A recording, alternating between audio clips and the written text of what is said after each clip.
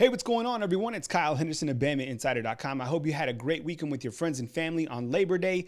Today, Alabama held its 13th practice of fall training camp. We got a lot to go over, and we're going to talk about that right now. But you know what to do right now. Hit that thumbs up button. We appreciate you guys subscribing to our channel and liking this content. Really helps us get the word out to other Alabama Crimson Tide football fans, and away we go. There's Alabama wide receiver John Metchie getting you going. But today's video, we're going to start talking about the defense. And I think one thing that you have to know about the defense is this group is hungry. We've talked about it again and again. Now, from the intel that I gather from Saturday's practice, this defense was scored on 3 times by the first team offense. Now, what does that mean? Obviously, practice stats are not important, but I think you could look at it 2 ways. Number one, Alabama's defense isn't where it needs to be right now. I get that. It's September 7th, but also it could mean that Alabama's offense is just that dangerous, which obviously they will be.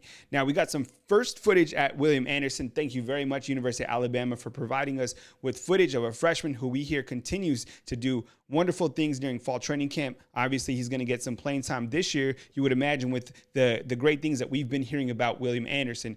There's Dylan Moses, and I think one thing about Dylan Moses is he provides that anchor that you need on the defense, something that Alabama didn't have last season. And you had 2 freshmen starting for Alabama's defense at the inside linebacker position. Today, we talked to Christian Harris. Harris, also from Baton Rouge, like Dylan Moses, talked about his relationship with Moses.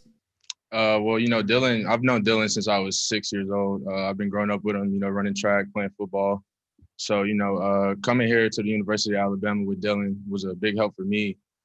He's really like a big brother to me. He's always helping me out, even though he got hurt. He was always on the sidelines, giving me tips, extra stuff just to help me out and make sure, I'm doing whatever I can to help the team. And, this year it's pretty big having him back out there. He's looking real well. He's a leader of our defense, so kind of gives everybody else a little bit of confidence as well. Other guys at the inside linebacker position, you can't forget about Jalen Moody, a guy with a lot of experience, done some great things on special teams for Alabama. So when you look at the inside linebacker position, you got Christian Harris, you got Dylan Moses. Don't forget about Jalen Moody, certainly very dependable young man.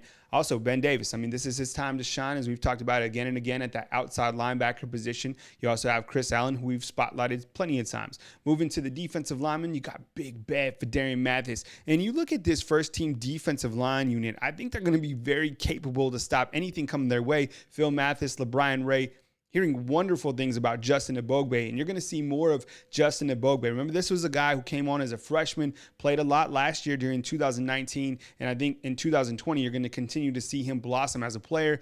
Great shot right here of number 98. That's Jamil Burroughs. He's a freshman at Alabama, a guy that we haven't heard too much on, but I would assume that he's making waves as well.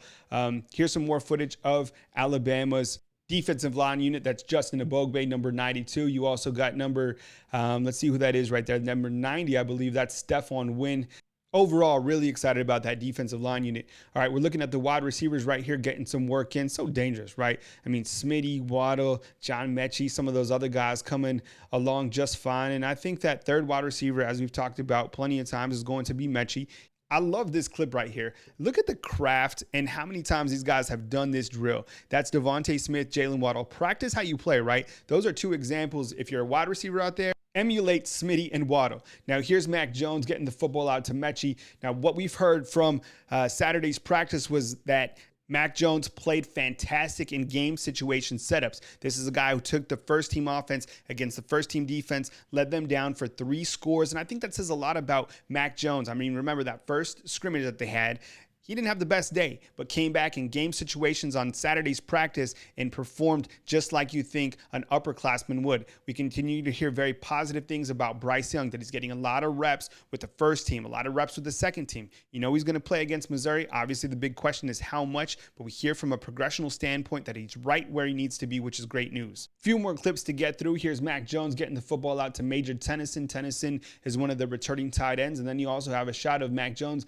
getting the football to Carl Tucker, who's Alabama's grad transfer from North Carolina. I think the number 1 tight end you would assume is going to be Miller Forrestall, who comes in with such great experience. And don't forget about Cameron Latou, who we've heard great things about during fall training camp, a younger tight end that you need to know about. Here's John Metchie running some great routes, really crisp, catches the football so well. More footage before we close out on the offensive linemen, getting some work in. I know it's hot out there, big boys, but keep doing your thing. Then number 55 is Emil Ikior. Okay, today's freshman spotlight is going to be on Alabama quarterback Bryce Young. Now, from what we gather, Bryce Young is having a very strong fall camp, and that's not surprising to hear. This guy comes in with a lot of ability. I think the only downside is that he didn't have a spring to really develop that camaraderie with his teammates and really get a continuity for college life, right? But I think now that he's settled in, he's had a couple weeks during fall training camp, you're really just starting to see that natural ability, his ability to get the football to wide receivers, his ability to evade defenders and really make plays. I mean, you're really going to see so much talent from him. And I think you have to slow down on the expectations on these freshmen. Yeah, we're all excited to see him in action. Me too, especially, right? We haven't even seen these guys in a live look situation, but from what we gather, he's doing fantastic. He's coming along, understands where he needs to be, and I think overall you're going to be very pleased once he gets onto the field. I know we haven't seen him yet, but from the clips and from what we gather, Alabama obviously has someone very talented and special at that quarterback position. Please hit the thumbs up, fam. We appreciate you guys being here. Catch you guys later back at BamaInsider.com.